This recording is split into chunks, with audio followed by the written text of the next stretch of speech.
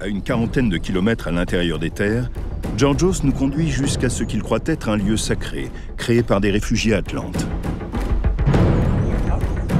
La présence de dessins de navires et de ports dans un endroit aussi reculé le pousse à croire qu'à une époque, la véritable Atlantide s'est transformée en légende.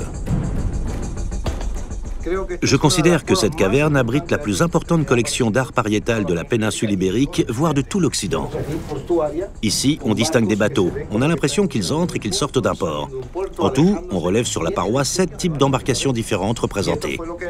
Ces dessins m'ont fait penser à un passage célèbre des écrits de Platon, dans lequel il souligne l'importance du port de l'Atlantide, où viennent mouiller des bateaux venus de tous les horizons.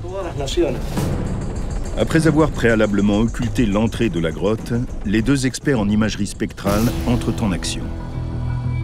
Des caméras spéciales, capables de détecter 16 rayonnements indécelables à l'œil nu, leur permettent de révéler les moindres détails des motifs présents sur la paroi. Notre travail, c'est d'intensifier autant que possible le tracé très léger de ces dessins.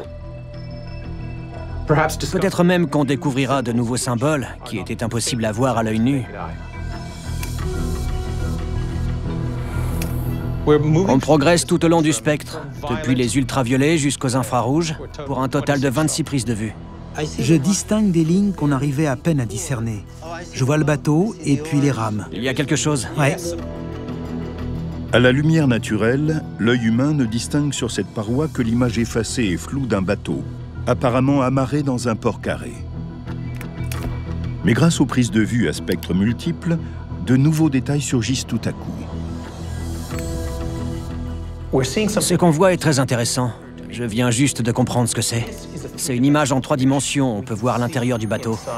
Et cette série de lignes transversales, c'est la membrure de la coque. L'individu qui a dessiné ce bateau maîtrisait suffisamment son art pour le représenter en volume.